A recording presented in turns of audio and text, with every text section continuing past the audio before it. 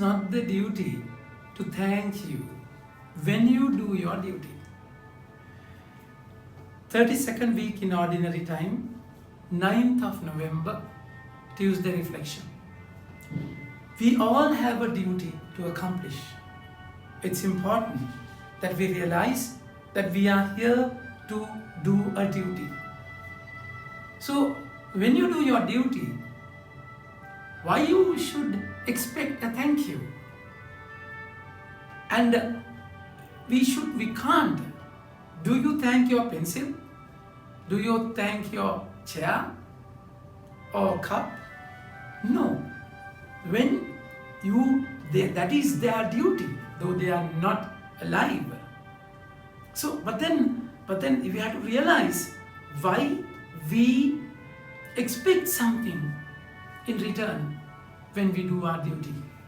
Because we have forgotten that is our duty. Because we have gone far away from Him, away from the Word. When He beckons you, when He calls you, when He order you something, and you have forgotten the relationship. That's why the Gospel said, will any one of you who has a servant ploughing or keeping sheep say to him when he has come in from the field, come at once and recline at the table? Will he not rather say to you, perhaps supper for me, and dress properly, and serve me while I eat and drink, and afterwards you will eat and drink? Does he thank the servant because he did what was commanded? And you have forgotten that this is what you are commanded to do. You have forgotten the relationship. So then it has become your own thing. You have, this is my car, my petrol, my business. So you have cut off from the relationship, and then you forgot. That's exactly when the branch is connected to the vine. The branch should bear fruit. So because how the branch bear fruit? Because of the connection. This is exactly, my dear friends, why God created you. The first reading with Book of Wisdom, Bila, beautifully says that God created mankind for incorruption and made him in the image of his own character. So that's how He created. So we are completely connected to Him. But then what happened? But through the devil's envy, death entered the world. And those who belong to his party experience it. So death, suffering, pain was not pain earlier. I mean, because it happened with the complete connection. So in Garden of Eden, the life was different. But then what happened? The pain became something very negative. Suffering became very negative. And so in the Garden of Eden, for example, everyone had a duty. And they did it with joy, because they were in complete communion. So what they did had a duty, and it was a duty. And there was no pain because it was in complete connection.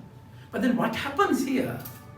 We have a body, physical aspect with flesh.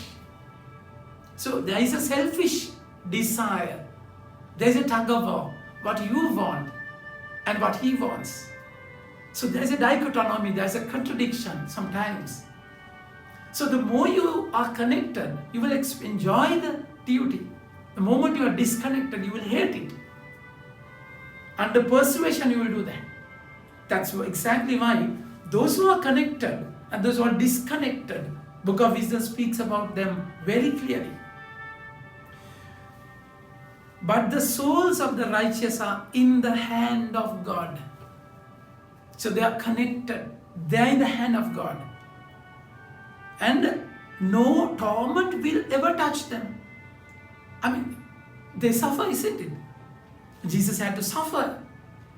That's exactly why. But then the word says no torment will touch them.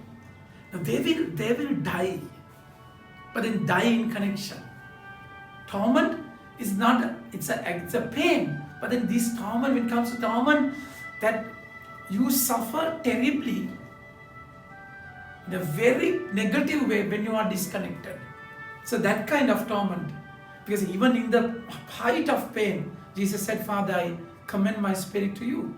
Into your hands, I commend my spirit. So that's the joy of that pain. It's a different kind. Word says, but the souls of the righteous are, and no, in the eyes of the foolish, they seem to have died. And their departure was thought to be an evil thing, and they are going from us to be their destruction, but they are at peace. See the beautiful connection.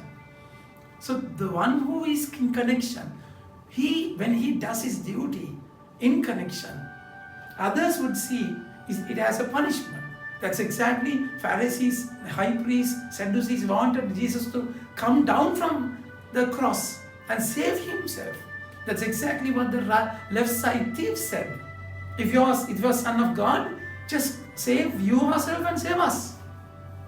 But then Jesus said in John chapter 4, verse 34, my food is to do the will of my Father. And that was his joy. I have a particular kind of a baptism to receive.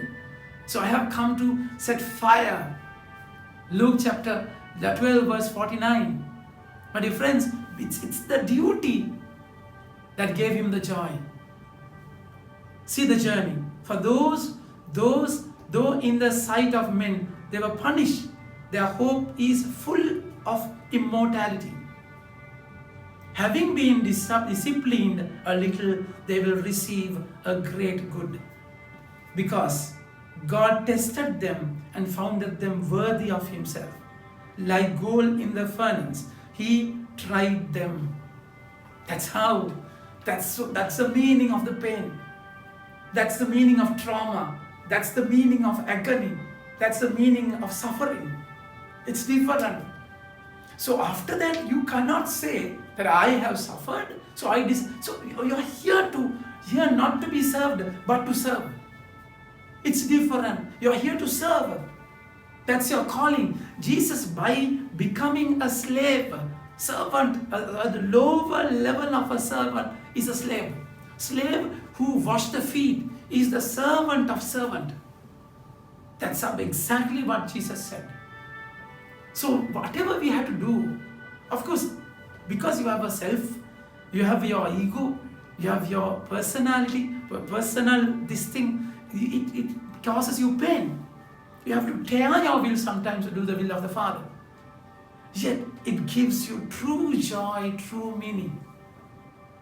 My dear friends, so let's all count it joy, because it's your duty. And you're here to do it. Think about your attitude. Change your attitude. Because God says, He says, they will govern nations and rule over peoples.